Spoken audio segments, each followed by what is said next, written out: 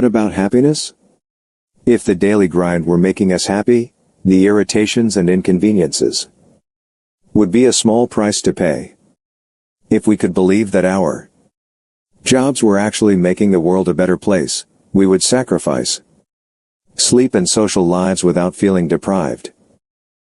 If the extra toys we buy with our toil were providing anything more than momentary pleasure and a chance to one-up others, we'd spend those hours on the job gladly. But it is becoming increasingly clear that, beyond a certain minimum of comfort, money is not buying us the happiness we seek. Participants in our seminars, whatever the size of their incomes, always said they needed more to be happy. The results astounded us. They told us that not only are most people habitually unhappy, but they can be unhappy no matter how much money they make. Even people who are doing well financially are not necessarily fulfilled. On those same worksheets we asked our seminar participants, how much money would it take to make you happy? Can you guess the results? It was always more than I have now by 50 to 100%. These findings are confirmed by numerous other studies on happiness. In one classic study, Roy Kaplan of the Florida Institute of Technology tracked 1,000 lottery winners over a span of 10 years. Very few felt any greater happiness, or had any idea of what to do with the money. Prosperity and the planet. If this were just a private hell, it would be tragedy enough. But it's not. Our affluent lifestyles are having an increasingly devastating effect on our planet. We are depleting the Earth's resources, clogging its arteries, rivers, and roads, and polluting the air, water and soil. Distinguished members of the United Nations World Commission on Environment and Development, after 3 years of study and public hearings around the world, agreed. One of the primary engines driving global environmental problems is North American patterns of excess consumption. Couple this consumption with the understandable envy and yearning growing in the have-nots to acquire the same luxuries that we enjoy, and you have a scenario for disaster. And this disaster isn't in the future. It has already begun. We can all recite the tragic indicators of this looming disaster, from the greenhouse effect to the hole in the ozone layer. They are front-page news, making reluctant and frightened ecologists of us all.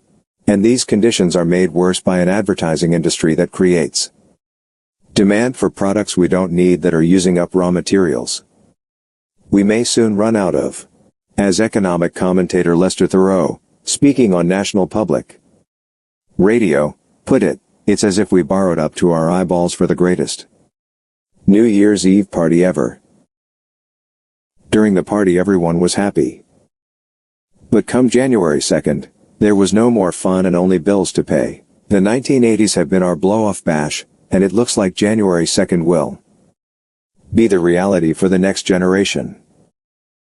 This is particularly serious because in the last decade the United States has gone from being the world's largest creditor nation to the world's largest debtor nation. U.S. businesses, houses, land and government bonds are increasingly owned by foreign investors. We've mortgaged the farm, and the rent collector may come knocking any decade now. Concurrently, the last decade has seen an increasing gulf between the rich and poor, both within the United States and around the world. Millions are homeless for want of affordable housing, while others have many thousands to spend on luxury homes. Historically, such disequilibrium is the forerunner of dramatic and even violent change. Financially, socially, politically and spiritually we've rung up some serious debts in our post-World War II spending spree. One way or another, we will pay up, with interest. The biggest loser in the money game. The pity is, many of us are not even aware of this debt because our primary benefactors don't have a voice and we didn't even know we were borrowing from them. We haven't just borrowed from the bank. We've borrowed from future generations, and from our very generous Mother Earth. On our shrinking planet, nature is like the village commons where we all graze our sheep. If we respect each other and respect the commons, all our sheep get fed in the commons and the community thrive. But if some folks start looking out only for themselves, they may start grazing extra sheep. Suddenly, goodwill is gone, we're all grazing extra sheep and the commons is destroyed. Competing nations have depleted our planet's common resources. Everything we eat, wear, drive, buy and throw away comes from the earth.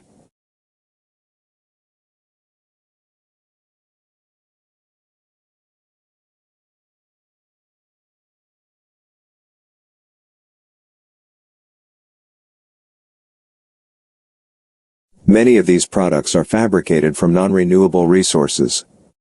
Once we throw them away, those pieces of the earth will not be available to support meaningful life for perhaps thousands of millennia. It's a one-way trip from the earth to the factory to the store to our house to the dump. We have ignored the fact that we enjoy our current level of affluence by the good and free graces of nature, soil, water and air that cost nothing yet are being taxed to the limit. We now face the grim possibility that the earth may one day no longer support life, or at least life as we know it and want it to be. As civilized and advanced as we may have become, we still depend on breathable air, potable water and fertile soil for our daily existence. But we have done massive, perhaps irreparable, damage to our earth.